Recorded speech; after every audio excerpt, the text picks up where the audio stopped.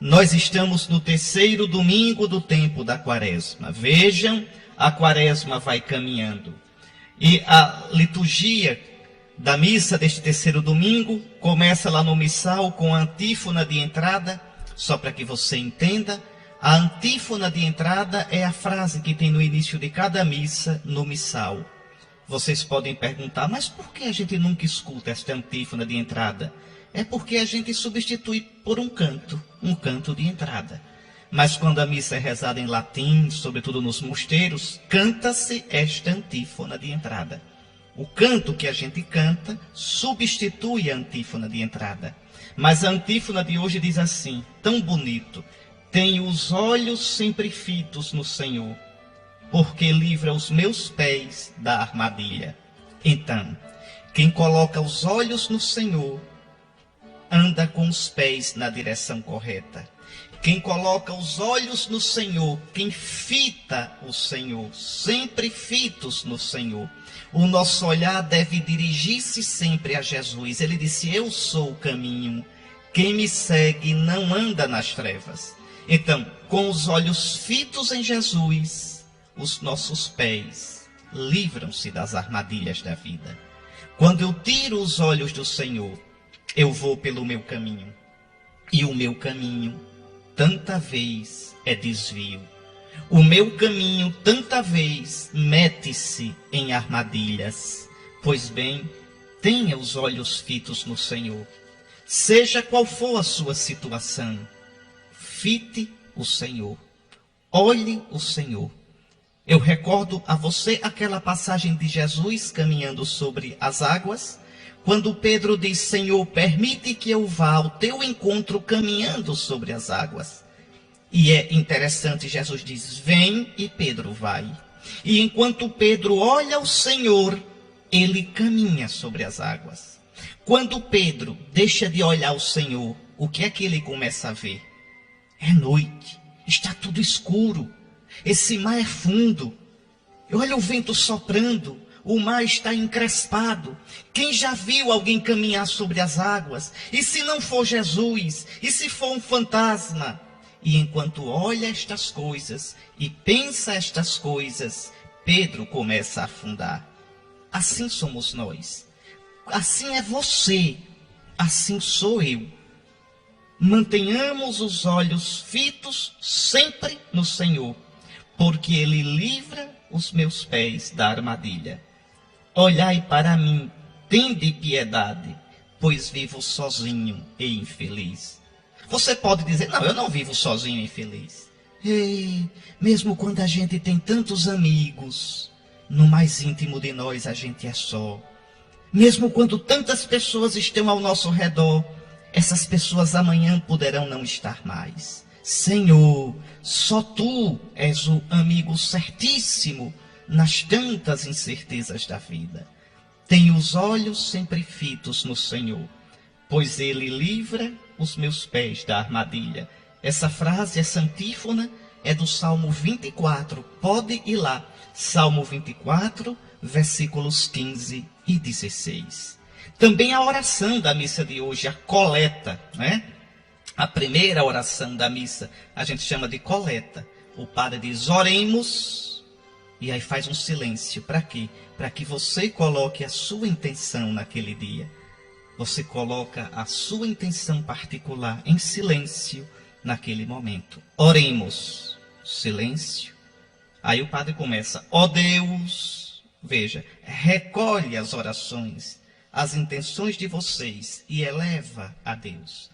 Porque quem é que celebra a missa? É só o padre? Não, é toda a igreja. Quem celebra a missa é toda a comunidade. Mas a comunidade celebra com o padre e através do padre. Por isso o padre diz assim, orai, irmãos, para que o meu e o vosso sacrifício sejam aceitos por Deus Pai Todo-Poderoso. E a gente diz, receba o Senhor por tuas mãos este sacrifício. É o meu e o vosso. Você pode dizer, mas Dom Henrique, não é assim que o padre diz, não. O padre diz, orai, irmãos, para que o nosso. Diz o nosso, mas a tradução do nosso missal está errada. No latim, que é o original, diz o meu e o vosso. E isso vai ser corrigido porque a tradução do nosso missal está sendo revista na CNBB para depois ser aprovada pela Santa Sé.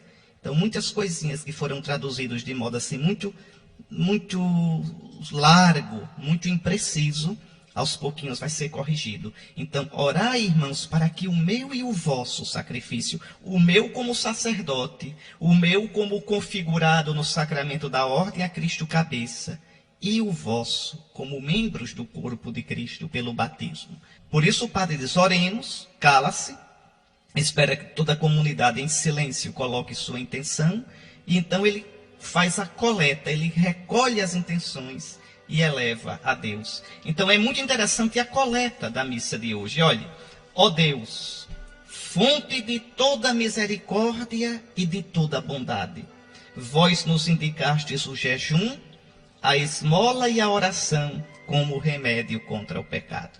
Estão vendo?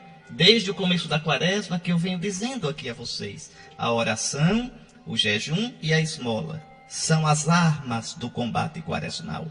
A liturgia diz, remédio contra o pecado, o meu pecado, o seu pecado. E aí então pede, acolhei esta confissão da nossa fraqueza. No terceiro domingo da quaresma, se você ainda não viu que é pecador, então está cego. Já está no tempo. Essas 3 semanas, 2 semanas e meia já, estamos entrando na terceira, a gente entrar na gente e ver nosso pecado, ver nossas infidelidades. Então acolhei, Senhor, esta confissão da nossa fraqueza, para que, humilhados pela consciência de nossas faltas, somos pecadores, Senhor. Por isso a igreja se cobriu de cinzas na quarta-feira de cinzas. No início da quaresma, reconhecemos que somos pecadores e nos humilhamos por isso, porque não correspondemos, Senhor, ao vosso amor. Não somos aquilo que vós amorosamente esperais de nós. Humilhados pela consciência de nossas faltas, nós sejamos confortados pela vossa misericórdia. Porque se ficássemos somente olhando nossas faltas, cairíamos no desespero. Mas olhando a vossa misericórdia, Senhor, nós nos enchemos de ânimo para continuar no caminho da vida. Meus irmãos, veja que a leitura de hoje está falando sobre água, que é o tema deste domingo. Observe como a igreja é uma mestra. No primeiro domingo da quaresma, escutamos o evangelho das tentações. Cristo fez a quaresma dele, passou 40 dias no deserto, sustentado pelo Espírito Santo, combatendo Satanás. E assim Cristo nos ensinou a entrar na quaresma e a fazer nosso combate. Se com ele combatemos, certamente com ele haveremos de vencer. Muito bem. No segundo domingo, domingo passado, escutamos o evangelho da transfiguração. Jesus aparecia sobre o monte transfigurado, em glória, para mostrar qual é o objetivo da quaresma. Se eu combater com Jesus, eu serei glorificado com ele na Páscoa deste ano e um dia na Páscoa eterna por toda a eternidade. E apareceram Moisés e Elias, a lei e os profetas, dando testemunho de Jesus. Hoje, nós escutaremos o evangelho da samaritana. A samaritana que vem buscar água no poço e Jesus promete uma água melhor. Vamos entender direitinho isso. São catequeses, olha, esses evangelhos desses domingos todinhos, são catequeses que a igreja antiga usava no tempo da quaresma todinho. Você pensa, os primeiros cristãos escutavam esses evangelhos no tempo da quaresma. É uma bênção de Deus. Então lembre da água da samaritana e já vamos escutando falar sobre a água nessa primeira leitura. Então, vamos lá pegar a primeira leitura, Êxodo 17, 3 a 7. Vamos acompanhar. Naqueles dias, o povo sedento de água murmurava contra Moisés. O povo estava no deserto, sente sede. É como a gente no deserto dessa vida, sente sede. Mas veja como o povo é duro, viu? Murmurava contra Moisés e dizia, por que nos fizeste sair do Egito? Aqui tem algumas coisas interessantes. Primeiro, murmurava. O que é murmurar? Murmurar é reclamar. Isso que a gente faz tanto e é pecado. né? É aquele zum, zum, zum, zum, zum, zum, cochicham com o outro, reclamando. Reclama da vida, reclama de Deus, reclama do padre, reclama do coordenador, reclama dos cânticos, reclama dos filhos, reclama de tudo. A murmuração é o pecado de Israel no deserto. Muitas vezes, no livro do Êxodo, no livro dos Números, e no livro do Deuteronômio, vai se dizer que o povo murmurava. Murmurava. O povo reclamava. Mas não é reclamar alto, é o zum, zum, zum. Aquele zum, zum, zum que desmoraliza a comunidade. Aquele zum, zum, zum que destrói a fé da gente e a fé dos outros. Aquela reclamação. Aquele diz que diz. Aquele levantar suspeita contra os outros. Eita, que esse pecado é tão nosso, não é?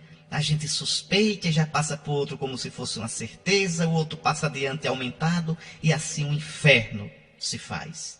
Então, Israel murmura. Agora veja como Israel é cínico.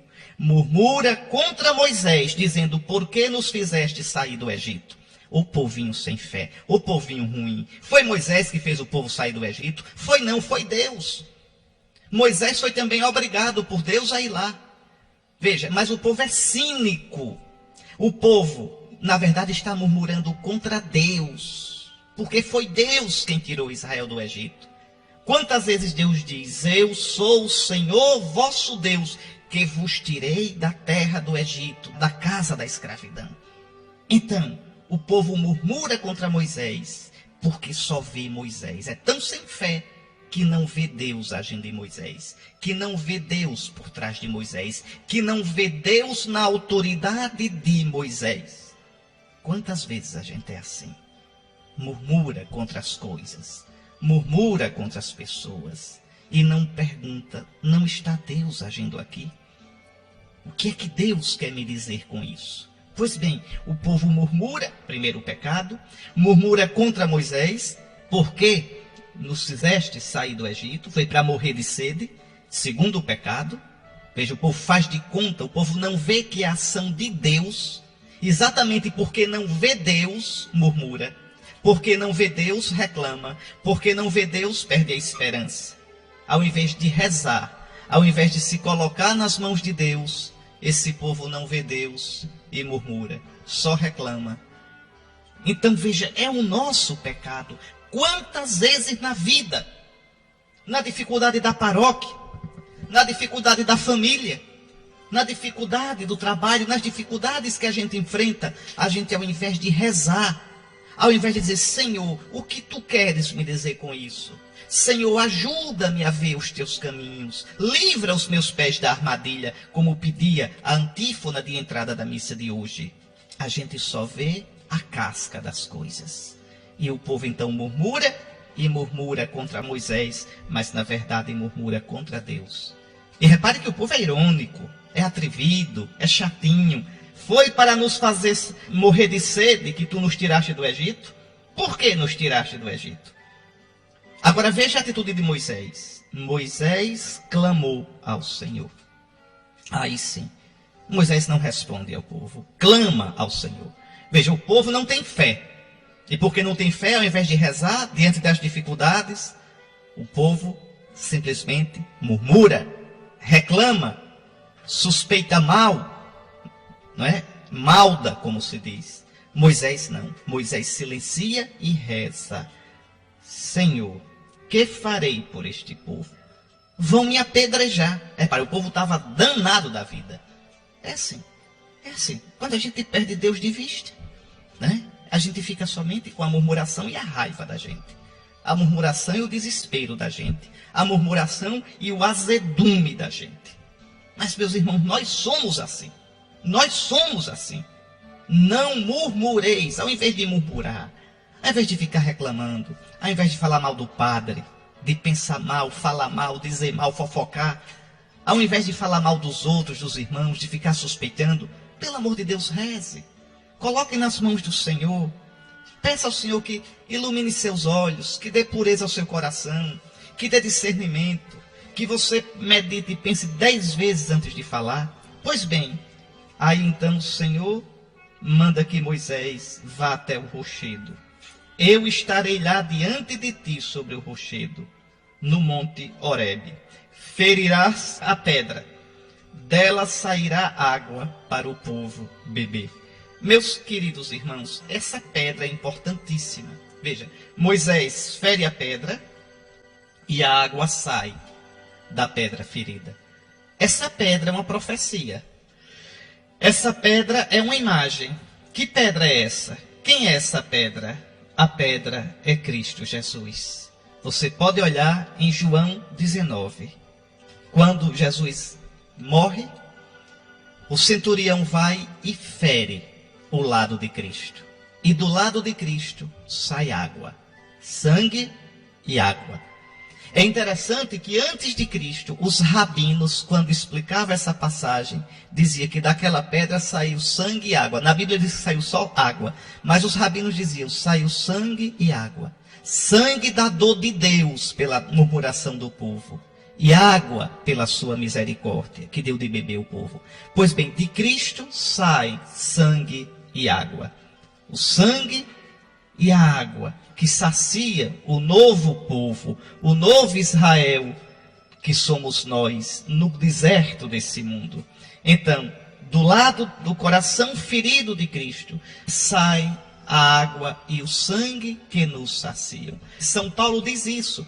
Está lá na primeira carta aos Coríntios, no capítulo 10, versículo 3. 1 aos Coríntios 10, 3.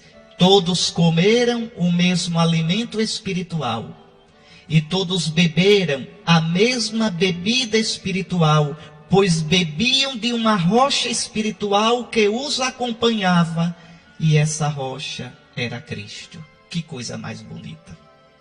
Porque os rabinos também diziam que a partir daí essa rocha acompanhava Israel. Quando Israel acampava, no outro dia a rocha estava lá, dando água. Então São Paulo vê aí nessa explicação dos rabinos um mistério, uma profecia. Essa rocha que acompanha Israel no deserto dando água é Cristo, é a imagem de Cristo.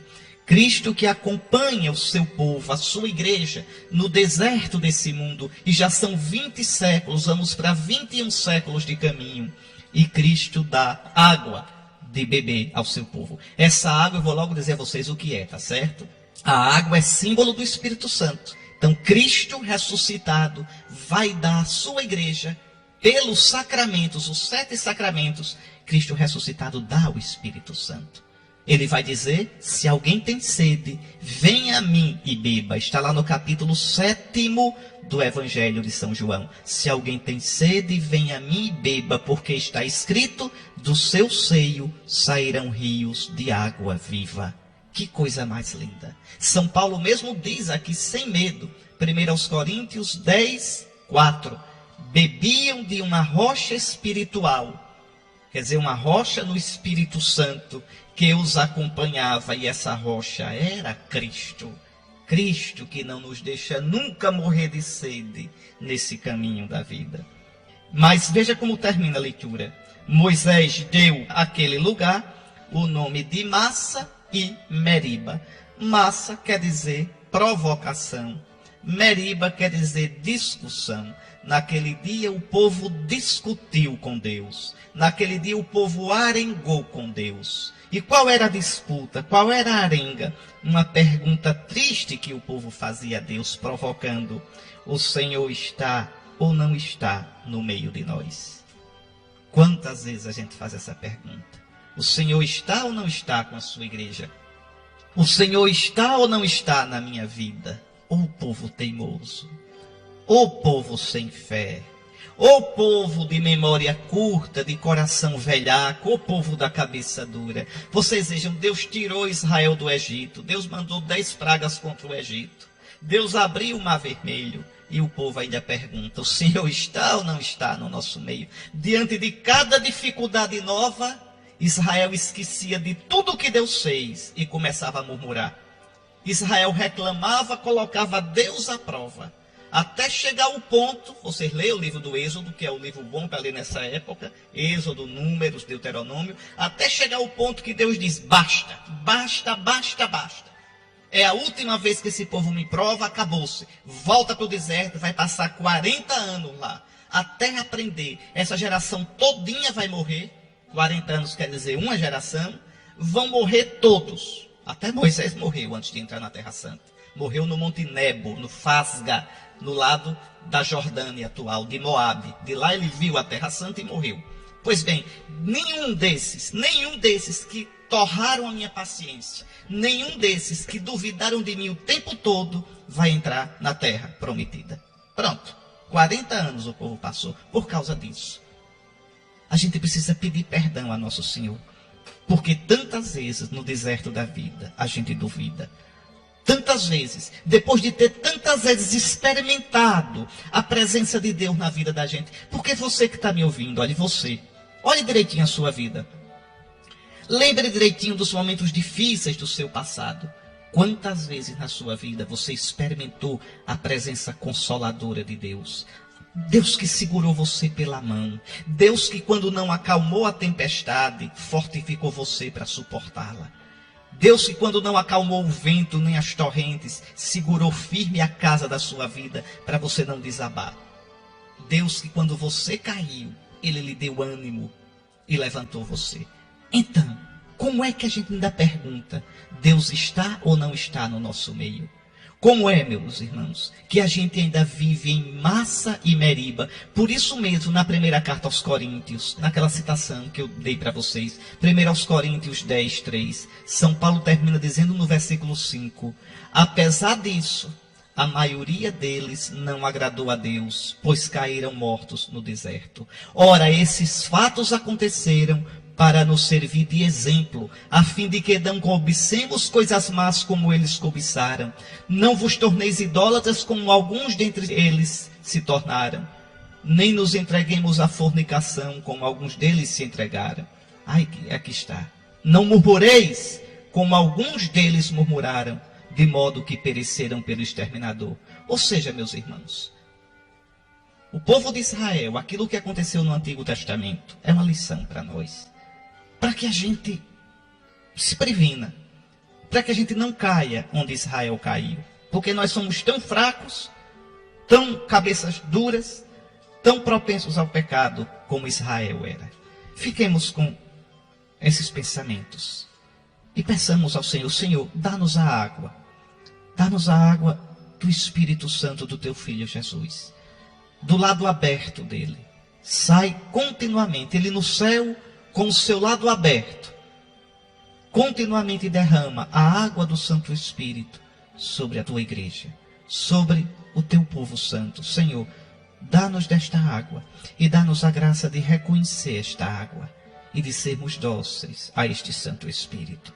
Vamos escutar agora um trecho do Salmo 94, que recorda exatamente o que aconteceu na primeira leitura. O Salmo diz, Oxalá ouvisseis hoje a sua voz.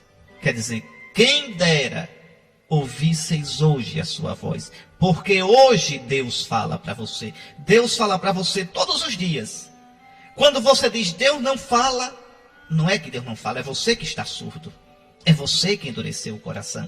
Oxalá ouvisseis hoje a sua voz. E o que Deus diz? Não fecheis os corações como em Meriba, como em Massa no deserto, aquele dia em que vossos pais me provocaram, apesar de terem visto as minhas obras. Qual foi a provocação? Qual foi a discussão do povo com Deus? Deus está ou não está com a gente? Deus está ou não está na minha vida? Deus está ou não está no nosso meio? Não façais isso. Deus está conosco. Deus é Emanuel, Deus é Deus conosco. Deus nos dá, pelo seu Filho de coração aberto, a água do Espírito. Então, o povo pecou, provocou a Deus, apesar de ter visto as obras dele. Não façamos isso. Vamos agora para a segunda leitura da missa de hoje. Lembre que eu disse, nesse terceiro domingo da quaresma do ano A ideia central é Cristo ressuscitado, que nos dá água, e essa água é o Espírito Santo. Você pode dizer, mas Dom Henrique, por que já está falando em Cristo ressuscitado e em Espírito Santo? É porque lembre que a quaresma é tempo de preparação para o batismo. Na igreja antiga, os catecúmenos, os que estavam se preparando para o batismo, durante a quaresma, tinham o arremate a finalização da preparação. Preparavam-se durante 1 ano, 2 anos, 3 anos. Então, veja, o combate espiritual, primeiro domingo da quaresma. Cristo transfigurado nos transfigura, segundo domingo da quaresma. E agora Cristo que no batismo vai nos dar a água do Espírito Santo. Eu já disse tanto para vocês que não existe batismo nas águas no cristianismo. Não existe batismo nas águas, só existe batismo no Espírito. Já disse a você, a gente é batizado com água, não nas águas. E aquela água é símbolo do Espírito. Na noite da Páscoa, o padre vai aspergir a gente com água. E a gente vai renovar as promessas do batismo da gente. Por quê? Porque ser batizado é mergulhar na morte e na ressurreição de Jesus. Meus irmãos, essa leitura é importantíssima. Eu quero colocar 5 pontos para você. Tá certo? 5. Se você quiser, pegue a sua Bíblia, vá. Romanos 5. Vamos lá, capítulo 5, começando do versículo 1. 5 pontos para você eu vou colocar. Primeiro, olha o que São Paulo diz. Irmãos, justificados pela fé, estamos em paz com Deus pela mediação do Senhor nosso Jesus Cristo. Isso eu já expliquei a vocês nesse ano, há uns 3 ou 4 domingos atrás. O que é ser justificado? É ser amigo de Deus. É ser considerado justo por Deus. Justo é o amigo de Deus. José, o esposo de Maria, era um homem justo. Quer dizer, era um amigo de Deus. E como é que nós somos justificados? Eu já expliquei a vocês, pela fé. Crendo em Jesus, eu me torno agradável a Deus. É pela fé em Jesus. Né? Não é só pela fé, no sentido de que eu creio em Jesus com a boca e pronto. Isso eu já cansei de explicar a vocês. A fé me leva ao batismo. E o batismo me introduz na igreja e me obriga a viver a vida cristã, a vida fraterna com os irmãos, participar dos sacramentos, obedecer aos mandamentos de Cristo e da igreja. Então, a fé significa isto tudo. Por isso São Tiago vai dizer, tu tens fé sem obra nenhuma? Eu não vejo essa fé. Pronto, mostra-me, duvido. Não existe fé. Jesus vai dizer, por que me chamais Senhor, Senhor, e não fazeis o que eu digo? Agora, eu mostro a minha fé pelas obras. As obras da fé, não as obras da lei de Moisés. As obras da lei de Moisés não servem mais para o cristão, mas as obras que nascem da fé, ou como diz São Paulo, a fé que opera pela caridade. A fé que se mostra nas obras de caridade, quer dizer, nas obras de amor a Deus e aos outros. Então São Paulo diz, olha, irmãos, nós já somos santos, amigos de Deus, fomos justificados pela fé. E estamos em Shalom, estamos em paz com Deus, pela mediação do Senhor nosso Jesus Cristo. Porque Ele morreu por nós, porque ressuscitou por nós, porque nos deu o seu Espírito Santo, nós não somos mais inimigos de Deus. O cristão não está mais no pecado, ele tem falhas, ele tem pecados, mas não vive no pecado. É diferente. É diferente viver no pecado, dizer a vida é minha e eu faço como eu quero. Esse vive no pecado, esse é homem carnal. Outra coisa é viver em Cristo, deixar-se guiar pelo Espírito de Cristo e apesar disso, ter suas debilidades e lutar contra elas. Dizer, Senhor, me perdoe. Senhor, eu quero ser teu amigo. Senhor, eu te sigo. Infelizmente, pela minha fraqueza, pela minha concupiscência, quer dizer, por aquele desequilíbrio interior que nós temos, todos nós temos, eu caio, Senhor, mas ajuda-me. Esse não vive no pecado, apesar de ter pecados. Procura o sacramento da confissão, se ergue, luta contra o seu pecado. Então, irmãos, nós estamos justificados pela fé em Jesus, e por isso estamos em paz com Deus. Jesus diz, eu vos deixo a paz, dou-vos a minha paz. E depois de ressuscitado ele diz, paz a vós. Estamos em paz com Deus pela mediação de nosso Senhor Jesus Cristo. É por Jesus que a gente tem o perdão. É por Jesus que a gente tem a justificação. Então esse é o primeiro ponto.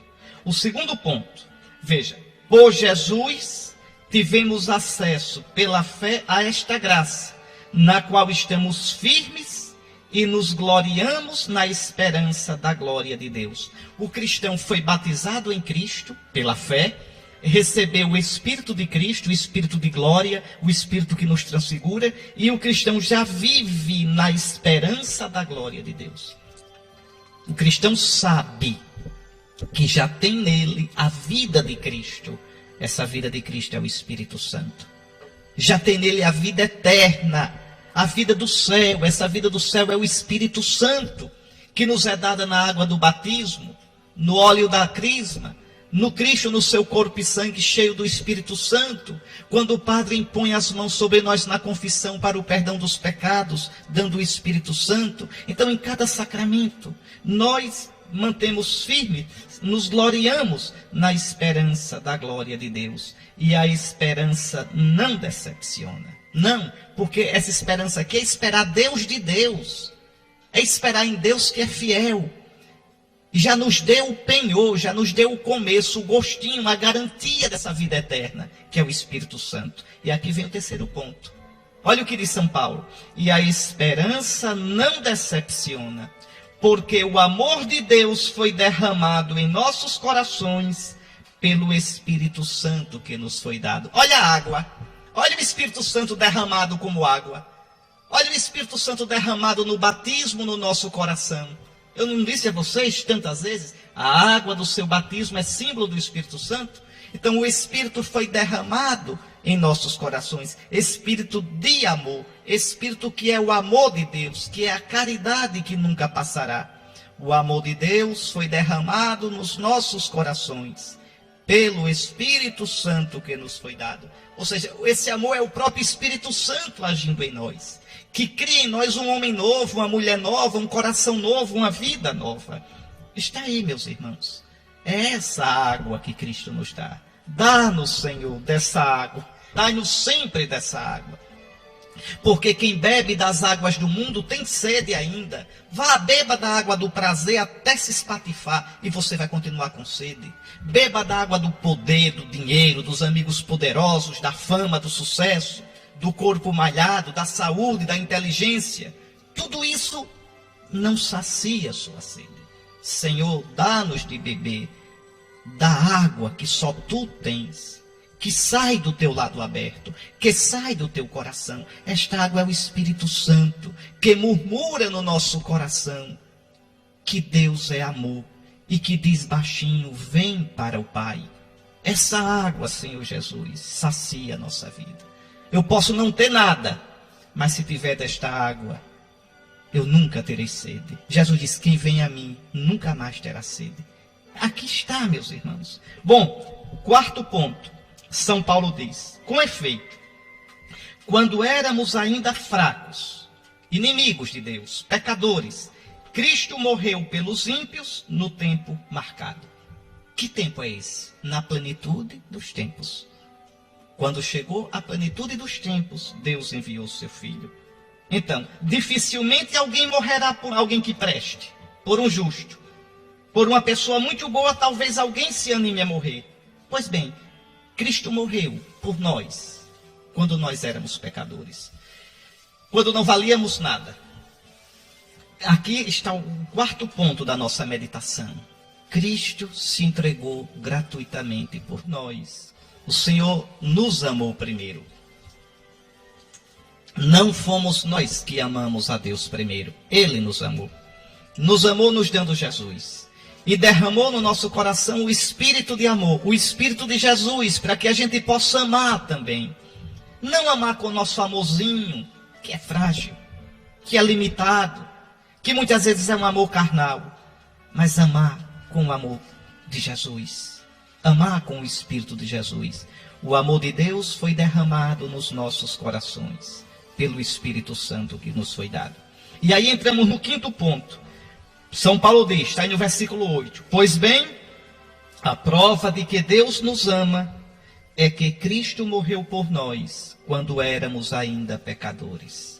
A prova de que Deus nos ama. No Antigo Testamento, Israel perguntou, Deus está ou não conosco? E tentou a Deus. Nós somos o novo Israel. Nós não temos o direito de fazer essa pergunta, porque a gente já teve a prova do amor de Deus. É só olhar a cruz de Cristo. A prova de que Deus nos ama é que Cristo morreu por nós quando éramos ainda pecadores. Aconteça o que acontecer na sua vida, não duvide não do amor de Deus. Não duvide não. Mesmo com um tsunami, com um terremoto, com um maremoto, mesmo que um tsunami na sua vida destrua a sua vida como destruiu tantas vidas no Japão, por favor, nessas horas, na maior escuridão, não peça prova a Deus de que Ele ama você não, porque Ele já deu a prova. Olha a cruz de Cristo. Naquela cruz está o terremoto. Naquela cruz, nos ombros do meu Jesus, está o tsunami. Na cabeça pendida de Jesus, está a dor de tantos de nós. No lado rasgado de Jesus, estão os rasgões que a vida provoca no nosso coração. Estão lá esses rasgões. Deus, no seu Filho, silenciosamente, duramente, tomou toda a dor do mundo nas suas mãos, nos seus ombros, no seu coração. Como diz lá Frei Inácio Larrañaga num dos seus livros: Senhor, Senhor, Tu me levaste com amor a minha vida toda. Tu juraste que me amavas. E quando chegou a hora, Senhor, a Tua hora, Tu não me amaste mais com promessa, nem me amaste mais com palavras. Me amaste no silêncio daquela cruz dura, daqueles cravos pontiagudos e naquelas gotas rubras de sangue. Está aí, meus irmãos. Por isso São Paulo diz: a prova de que Deus nos ama é que Cristo morreu por nós quando éramos ainda pecadores. Olhe para a cruz, como diz lá o canto, foi por ti. Olha para a cruz, foi por ti. Ninguém te ama como eu.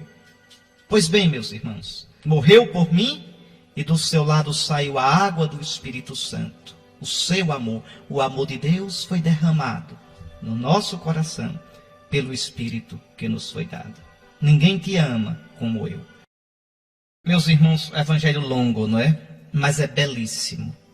Vamos comentar aqui versículo por versículo esse evangelho. Se você quiser tomar sua Bíblia, João 4, versículos 5 ao 42. Vale a pena, porque o evangelho de São João é assim, você tem que entender. João conta um fato da vida de Jesus, mas ele conta sempre com um duplo sentido. Um duplo sentido. Conta o fato e por trás do fato ele quer dizer outra coisa mais profunda. Para João, os fatos revelam a glória de Jesus. Ele mesmo disse lá no prólogo: o verbo se fez carne e habitou entre nós, e nós vimos a sua glória. Então, para quem sabe olhar, para quem sabe contemplar, para quem sabe ver, aparece em cada fato a glória de Jesus. Então vamos lá. Naquele tempo, Jesus chegou a uma cidade da Samaria chamada Sicá, perto do terreno que Jacó tinha dado ao seu filho José. Sicá é a cidade do Antigo Testamento chamada Siquém, certo? Fica bem na espinha da Terra Santa, um pouquinho ao norte, mas bem no meio, na espinha, na região montanhosa. Ali realmente Jacó tinha cavado um poço para dar de beber ao seu povo, à sua família, aos seus animais. Lembrem, Jacó é o pai de todo o povo de Israel. O apelido de Jacó qual era? Você se lembra? Israel. Não é isso? Jacó lutou com o anjo na val do riacho Jaboque, e ali Deus mudou o nome dele de Jacó para Israel. Então, Abraão gerou Isaac, Isaac gerou Jacó, apelido de Jacó, Israel. Israel teve 12 filhos, e dos 12 filhos nasceram as 12 tribos de Israel, o povo de Israel. Então, na época de Jesus, quem vivia ali? Os samaritanos. Eles ainda hoje vivem, viu? Ali. Os samaritanos viviam ali. Os samaritanos não se davam com os judeus. Por quê? É uma pendenga, é uma briga antiga, uma arenga antiga. Deixa eu contar rapidamente só para você saber. No século VI, o povo de Judá foi para o exílio. E antes do povo de Judá, o povo do Reino do Norte, do Reino de Israel, foi para o exílio. Em 722, no século VIII. Então foi todo mundo para o exílio. E quem ocupou aquela área do Reino do Norte, aquela área onde hoje estava Siquém, Sicá, foram pagãos. misturado com os judeus e começaram a adorar outros deuses, misturava, era um sincretismo, como gente que mistura culto afro com catolicismo, que não pode, um cristão nunca pisa no culto afro, não pode. Pois bem, mas misturavam. Então, os judeus verdadeiros não aceitavam isso. Os judeus de Jerusalém, os judeus do sul, não aceitavam essa mistura, esse sincretismo desses judeus samaritanos. Tanto que quando os judeus voltaram do exílio de Babilônia e foram reconstruir o templo, os samaritanos vieram com dinheiro, fizeram uma coleta e vieram para ajudar. Os judeus disseram, não, senhores, o dinheiro de vocês a gente não quer, porque vocês misturam religião. Vocês misturam o culto do Deus verdadeiro com o culto dos ídolos. Está vendo que não pode? E não aceitaram. Os samaritanos, com raiva, fizeram um templo rival para competir com o templo de Jerusalém no Monte Garizim. Então era uma briga danada. Os judeus adoravam a Deus em Jerusalém, no templo de Jerusalém. Tudo direitinho como Deus mandou. Os samaritanos, que misturavam o judaísmo, a religião judaica, com cultos pagãos, adoravam a Deus de modo troncho no Monte Garizim. É por isso que quando um judeu passava da Galiléia, que ficava no norte, para a Judéia, que ficava no sul, tinha que passar pela Samaria, no centro. Quando passava, os samaritanos prejudicavam a viagem deles. Arengavam, não vendiam comida, porque eles estavam indo para adorar em Jerusalém. E eles estavam com raiva dos judeus de Jerusalém e tinham feito um templo no Monte Garizim. Entendido? Muito bem. Jesus está indo para Jerusalém para adorar a Deus, né? Para praticar o culto judaico direitinho, e passa pela Samaria. Jesus chegou a uma cidade da Samaria chamada Siquém, certo? Perto do terreno que Jacó tinha dado ao seu filho José. Era aí que ficava o poço de Jacó. Ainda hoje existe esse poço. Cansado da viagem, Jesus sentou-se junto ao poço. Era por volta do meio-dia. Aqui uma coisa linda para a gente ver. O nosso Salvador cansado. Jesus, o Filho de Deus, Deus com o Pai e o Espírito Santo, Deus cansado. Cansado como qualquer um de nós. Com sede como qualquer um de nós. Que coisa linda. Ele sendo rico se fez pobre para nos enriquecer com a sua pobreza. Por volta do meio-dia, e nosso Senhor está ali cansado. Chegou uma mulher da Samaria para tirar água. Jesus lhe disse, dá-me de beber. Atenção, essa mulher da Samaria simboliza os pagãos. Lembre, a samaritana é pagã.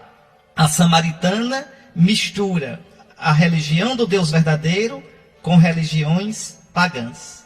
Então, é uma pagã. E essa mulher vem pegar água.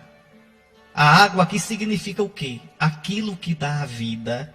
Aquilo que enche o nosso coração. Todos nós temos sede nessa vida. Todos nós procuramos a água na vida. Uns procuram a água no dinheiro, outros no sexo, outros no prestígio, outros no poder político, outros nas bajulações, outros na força física, na inteligência, em tantas vaidades. Lá vem essa mulher pagã pegar água no poço de Jacó. Esse poço de Jacó simboliza também o quê? A antiga aliança, a antiga lei. Jacó é o pai do Israel segundo a carne. Então essa mulher pagã, essa samaritana, vem tirar água no poço de Jacó. E Jesus está sentado no poço. Aí olha lá a mulher tirando água, aí diz, dá-me de beber. Oxe, os discípulos tinham ido comprar comida na cidade. A mulher conheceu na hora o sotaque de Jesus. É sotaque de Galileu. Jesus é judeu. Veja. Aí a mulher já cisma. E já dá passa um rela em Jesus. Como é que tu, sendo judeu, pedes de beber a mim, que sou uma mulher samaritana? Primeiro, é muito feio um homem pedir água à mulher. É o costume da Terra Santa. Um homem sério não falava com mulher no meio da rua. Um homem sério não falava nem com mulher, nem com criança. Um homem sério só conversava com outros homens, coisas sérias. Essa era a mentalidade, essa era a cultura da época. Mulher conversa com mulher. Pronto. Quer conversar com homem, conversa com seu marido em casa. O marido quer conversar com mulher, conversa com sua esposa, com suas filhas em casa. Não com mulher na rua. Muito menos desconhecida. Jesus, um rabi, Um homem sério dando trela para a mulher. Vai pedir água para a mulher. Repare que coisa. Então, dá-me de beber. Aí a mulher estranha. Como é que tu, sendo judeu, pedes de beber a mim, que sou samaritana? E aí João diz, de fato, os judeus não se dão com os samaritanos. Aí Jesus, que não é brincadeira, vai instigar a curiosidade da mulher. Olha o que ele diz. Se tu conhecesses o dom de Deus, e quem é que te pede dar-me de beber, tu mesma lhe pedirias, e ele te daria a água viva. O que é uma água viva? Água corrente, que é melhor do que água parada. Jesus aqui está falando por símbolos. Atenção. Se tu conhecesses o dom de Deus. Qual é o dom de Deus? O dom de Deus é o Espírito Santo, minha gente. Simbolizado na água. Água viva, água que corre, água que o Senhor dá o tempo todo. Água que vai sair do lado dele na cruz. Água que sai do coração dele para a igreja de todos os tempos. Aí a mulher fica impressionada. Se conhecesses o dom de Deus e quem é que te pede, dá-me de beber. Tu mesma lhe pedirias a ele e ele te daria a água da vida. Aí a mulher desconversa. A mulher ainda não entendeu a coisa. Senhor, nem sequer tens balde. E o poço é fundo. De onde vais tirar a água viva? A água viva Jesus vai tirar do coração dele, não é do poço de Jacó, não. O verdadeiro poço é Jesus. O poço de Jacó vai ficar para trás. Vai ficar para trás. A antiga lei, os ritos judaicos. Não, é um novo poço agora. É uma nova água que Jesus vai dar. De onde vais tirar a água viva? Por acaso és maior que nosso pai Jacó, que nos deu o poço e que dele bebeu, como também os seus filhos e seus animais? Claro que Jesus é maior do que Jacó. Claro que Jesus é maior do que Abraão. Antes que Abraão fosse, eu sou. Ele não diz no capítulo 8 de João? Olha lá no capítulo 8. Ele é maior do que Moisés. Não foi Moisés que vos deu o pão do céu. É meu pai que agora vos dá o pão. Eu sou o pão da vida. Jesus é maior do que Moisés.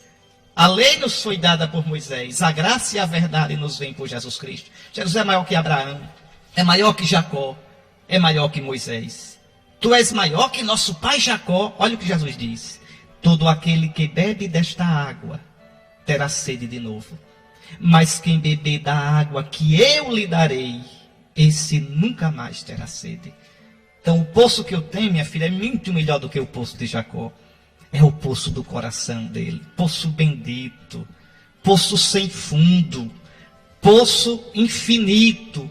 Poço do qual jorra a água da vida eterna, que é o Espírito Santo.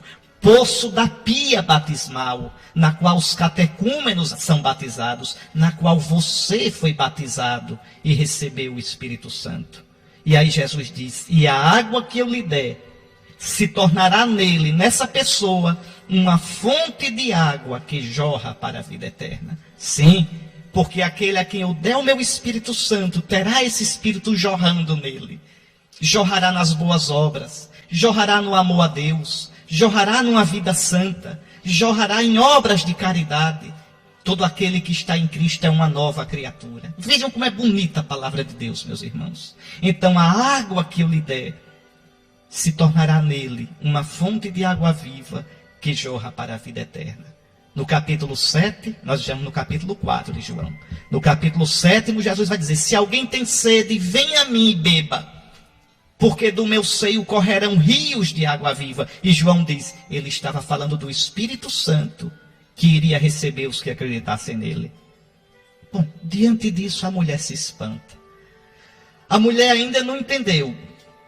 Aí ela diz, Senhor, dá-me dessa água, para que eu não tenha mais sede, nem tenha de vir para tirar água aqui nesse poço. Ah, Senhor, dá-nos do teu Espírito Santo, para que a gente não vá mendigar na riqueza, na bajulação dos grandes do mundo, não vá mendigar na ganância, nem em tanta ilusão que não mata a sede da gente. Senhor, Senhor, dá-nos a água do teu Espírito, que sacia nosso coração, que aquieta nossos desejos, que nos dá a verdadeira paz.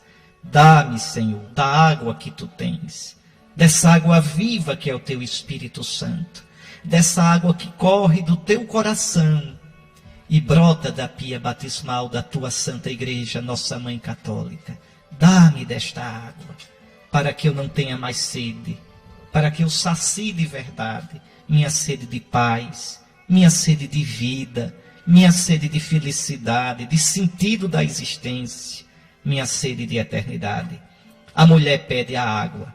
Então, sem saber, veja, atenção, João joga sempre com dois sentidos. Então, é uma pagã pedindo o batismo.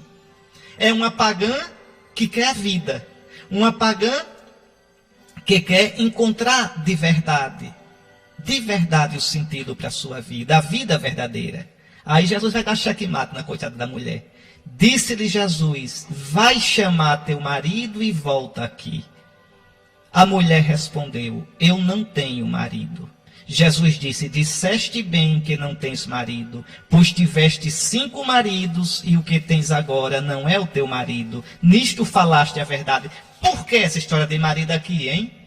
Entenda, é que essa mulher representa os samaritanos que são pagãos, que se prostituem com os ídolos. Israel só tem um marido, o Deus verdadeiro. Os samaritanos têm ídolos, têm vários deuses. Então Jesus quer mostrar o pecado dos samaritanos. Vai chamar teu marido não é o Deus verdadeiro. E a mulher disse, eu não tenho marido, já tive 5, eu sou idólatra. É isso que significa. Quantos maridos o seu coração tem? O poder? O prazer? O prestígio? O culto da força física? Colocando a força no seu dinheiro, nos seus amigos, nas suas amizades poderosas? Então seu coração não tem marido. Porque o único esposo da nossa alma deve ser o Deus verdadeiro. Aí Jesus diz, tu disseste a verdade. Tu já tiveste 5 e este também não é teu marido. Nisto falaste a verdade. Jesus desarma a mulher. Então Jesus aqui condena o paganismo. Jesus aqui está condenando a idolatria. Como é que você pode adorar o Deus verdadeiro e acreditar em orixá? Hein? E fazer ebó para Iemanjá? E para não sei quem, não sei quem. Como é que você pode dizer que acredita no Deus verdadeiro, mas vai ler mão, vai consultar horóscopo? Então tu também não tens marido. Ou seja, tu és infiel, tu és idólatra, tu te prostituis aos ídolos e às crendices e traz o Deus único e verdadeiro. A mulher disse a Jesus, Senhor, vejo que és um profeta. E por que a mulher diz isso? Porque os samaritanos também esperavam o Messias. Só que o Messias do samaritano é diferente do dos judeus. Os judeus esperavam o Messias que não é descendente de Davi, não é rei, mas o Messias que dizia as coisas, revelava as coisas. Aí, como Jesus revelou que a mulher não tinha marido, que já teve 5, a mulher diz, esse homem é o Messias, que ele sabe dizer as coisas. Veja, eu vejo que és um profeta. Então, já que tu és um profeta, Jesus, eu quero tirar uma dúvida, ela aproveite. Os nossos pais adoraram neste monte, no Monte Garizim. Mas vós, judeus, dizeis que em Jerusalém é que se deve adorar. Quem é que tem razão? A mulher agora quer saber. Aí Jesus diz, acredita-me, mulher, está chegando a hora em que nem neste monte, nem em Jerusalém, adorareis o Pai. Atenção, vai chegar a hora. Quando? Quando Jesus morrer e ressuscitar, não adianta mais ser judeu ou grego, samaritano, não adianta mais ser escravo nem livre, homem nem mulher, branco nem preto, não.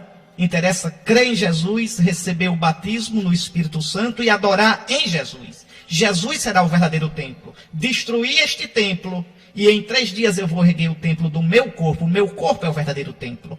Então nem mais em Jerusalém, nem no Monte Garizim, mas em mim, na força do meu Espírito Santo, em espírito e verdade. Repare como é bonito o Evangelho.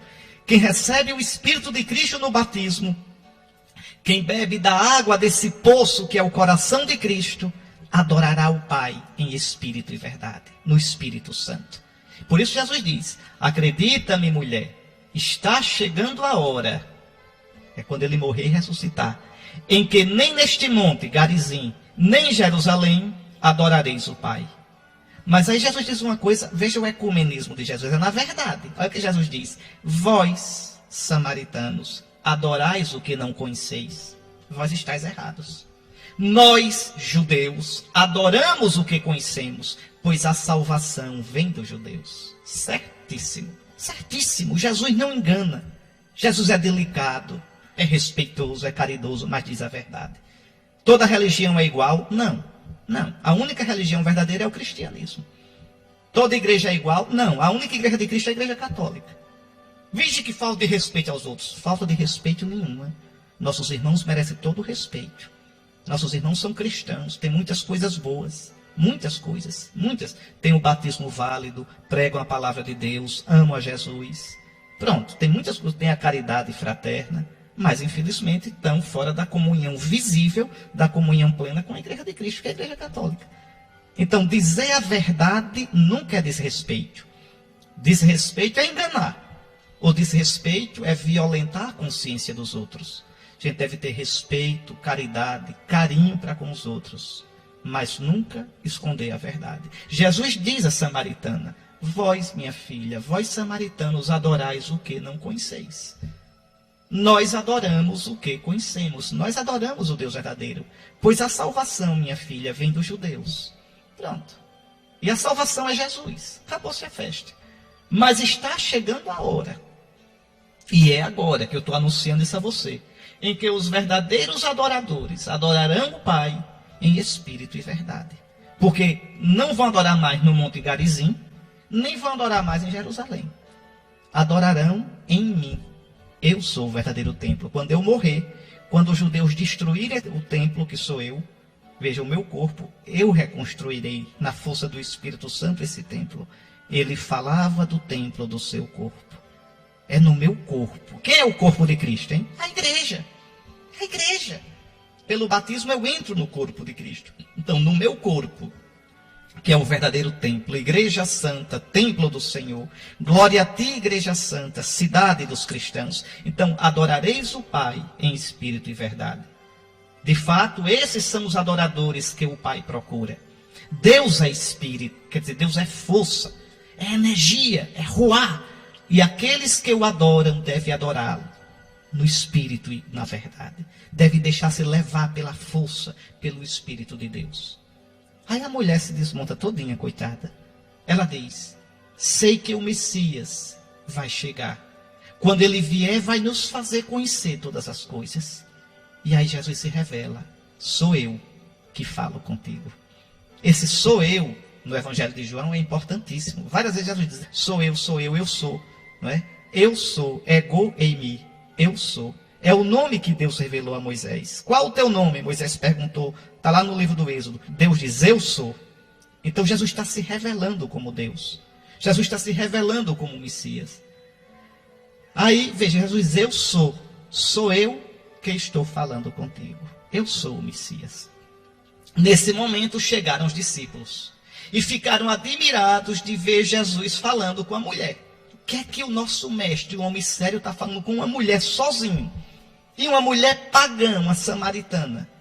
Veja, que negócio, que escândalo é esse? Jesus não está vendo que ele está se expondo ao ridículo, ao escândalo, a uma falta de respeito?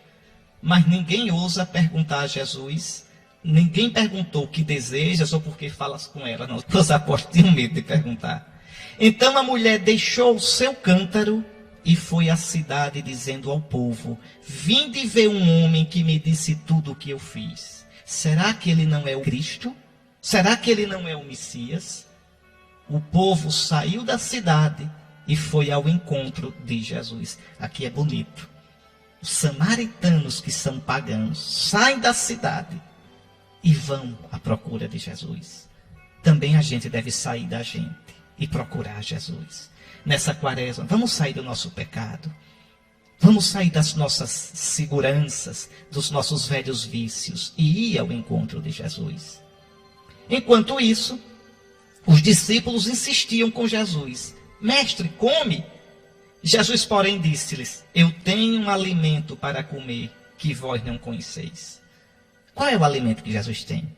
Ele está cheio agora, não está de pança cheia. Está de coração cheio porque conquistou a mulher. Conquistou os samaritanos. Está vendo?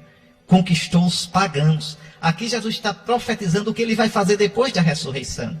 Converter os pagãos. Eu tenho alimento para comer que vós não conheceis. Aí os discípulos começam a comentar: será que alguém trouxe alguma coisa para ele comer? Veja, a gente foi comprar comida e alguém já trouxe comida para ele, a gente perdeu o tempo, o trabalho. Os discípulos meio abusados, viu? Aí Jesus diz: o meu alimento é fazer a vontade daquele que me enviou e realizar a sua obra. Qual é a obra de Jesus? É trazer a salvação para o mundo inteiro. Depois da ressurreição, o evangelho vai ser levado aos pagãos. Pode olhar, Atos dos Apóstolos, capítulo 1, versículo 8. Anote aí, Atos 1, 8. Recebereis a força do Espírito Santo e sereis minhas testemunhas em Jerusalém, na Samaria e até os confins da terra. Então, até a ressurreição, Jesus não prega a não ser para os judeus. Depois da ressurreição, para todos os povos. Então, Jesus aqui já prevê, já experimenta nessa conversa com a samaritana aquilo que vai acontecer depois da ressurreição. E aí Jesus diz: não dizeis vós ainda 4 meses e aí vem a colheita?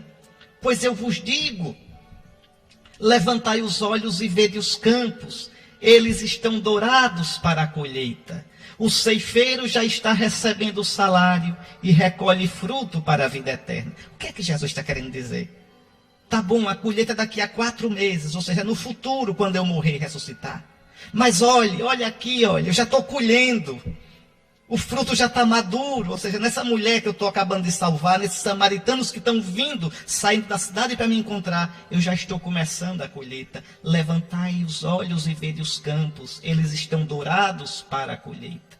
E eu, que sou o ceifeiro, já estou recebendo o salário e recolhendo fruto para a vida eterna. Veja, Jesus está falando de uma coisa e os apóstolos estão falando de outra. Os apóstolos estão falando da comida ali, Jesus está falando de outro alimento, que é converter os pagãos. Jesus está mandando eles olharem o campo, eles estão olhando ali aqueles trigos, mas não estão entendendo o que Jesus está dizendo. Jesus está falando de outra colheita, a colheita dos pagãos para a vida eterna. E aí Jesus diz: assim o que semeia se alegra junto com o que colhe, pois é verdade o provérbio que diz: um é o que semeia e outro o que colhe. Eu vos enviei para colher aquilo que não trabalhastes. Outros trabalharam e vós entrastes no trabalho deles. O que é que Jesus está dizendo? Eu estou semeando aquilo que depois da minha ressurreição vocês vão colher. Vocês vão colher, os pagãos todos, na colheita do reino de Deus. Eu estou semeando com a minha pregação, com a minha morte, com a minha ressurreição. Porque se o grão de trigo que cai na terra não morrer, não dá fruto. Mas se morrer, vai dar muito fruto, para que vocês possam colher. Eu semeio na força do meu espírito e vocês vão colher. Estão entendendo? Repare como é bonito. Jesus está falando aqui com alegoria. Jesus está falando aqui numa linguagem figurada. Pois bem, muitos samaritanos daquela cidade abraçaram a fé em Jesus, por causa da palavra da mulher que testemunhava. Ele me disse tudo o que eu fiz. Por isso os samaritanos vieram ao encontro de Jesus e pediram que permanecesse com eles. É danado. Israel, os judeus não vão aceitar Jesus. E os seus chefes vão matá-lo. Os samaritanos, que são pagãos, naquela cidade de Siquém, acolhem Jesus. O que é que João está mostrando aqui? O futuro. Os judeus rejeitaram Jesus e os pagãos abraçaram a fé. Aquela mulher samaritana, prostituta, abraçou a fé. É por isso que Santo Ambrósio chama a igreja de casta meretriz. Santo Ambrósio chama a igreja assim, comentando esse evangelho. Diz: olha, a igreja era assim como essa mulher, pagã. Quem somos nós, sergipanos? Nós, brasileiros? Quem são os cristãos? Aqueles que vieram do paganismo, que éramos idólatras, que tínhamos quantos esposos, quantos maridos, quantos deuses. E agora, porque fomos beber do poço de Jesus, que é a água do batismo, nós nos tornamos castos em Jesus. Então a igreja dos pagãos, quer dizer, aqueles pagãos que eram pecadores, prostituídos aos deuses, aos ídolos, agora são castos em Cristo. Tem um só Deus, um só esposo, o Deus verdadeiro, o Pai de Jesus, nosso Senhor. Por isso Santo Ambrósio chama a igreja de casta prostituta. Atenção, era prostituta, hoje é casta. A igreja não é santa e pecadora, ela é só santa. Santa, formada por santos, que somos nós, que infelizmente temos, não somos, temos pecados. Ainda experimentamos a fraqueza em nós. mas a igreja em si foi santificada por Cristo. Então os samaritanos vieram ao encontro de Jesus e pediram que permanecesse com eles. Jesus permaneceu aí 2 dias, não fica lá, de jeito nenhum. E muitos outros creram por causa da sua palavra. E disseram à mulher: já não cremos por causa das tuas palavras, pois nós mesmos ouvimos e sabemos que este é verdadeiramente o Salvador do mundo. É muito bonito, veja. O Evangelho termina com a proclamação de Jesus como Salvador. Este é verdadeiramente o Salvador do mundo. No prefácio da missa, hoje, a liturgia diz assim: ao pedir à samaritana que lhe desse de beber, Jesus lhe dava o dom de crer. E saciada sua sede de fé, lhe acrescentou o fogo do amor, que é o Espírito Santo. Então eu creio, peço o batismo e recebo o Espírito Santo. Por essa razão, vos servem todas as criaturas, com justiça vos louvam os redimidos, e unânimes vos bendizem os vossos santos. Está aí, meus irmãos, como é bonito, uma verdadeira catequese.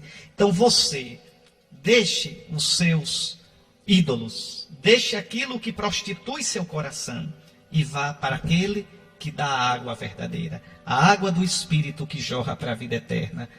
Devemos nos converter a Jesus, o único Deus verdadeiro, o único Salvador. Só a Ele a glória, na igreja hoje e para sempre. Amém.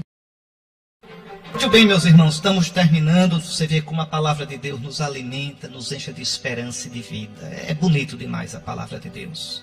Tua palavra, Senhor, é luz para os meus passos, é lâmpada para o meu caminho. É tão bonito. Então, nós ainda vamos escutar, viu, o evangelho do cego de nascença, domingo que vem, que Jesus vai dizer: vai lavar-te na piscina do enviado. A piscina do enviado é a água do batismo, na piscina do batismo. E depois vamos escutar o evangelho da ressurreição de Lázaro. Então, os evangelhos do ano A, da quaresma, são uma coisa linda. Bom, antes de terminar, eu quero lembrar você, meu querido irmão, minha querida irmã, as observâncias da quaresma, né? O jejum, quer dizer, a penitência, a oração, a caridade fraterna, o combate aos vícios e a confissão. Está no tempo já, tá certo? 3º domingo da quaresma, já vá adiantando para depois não ter que enfrentar filas muito grandes. Já vá fazendo a sua confissão para celebrar a Santa Páscoa que se aproxima, a grande festa cristã. Meu querido irmão, minha querida irmã, muito obrigado. Mais uma vez meditamos na palavra de Deus. Até domingo, se Deus quiser. O Senhor esteja convosco.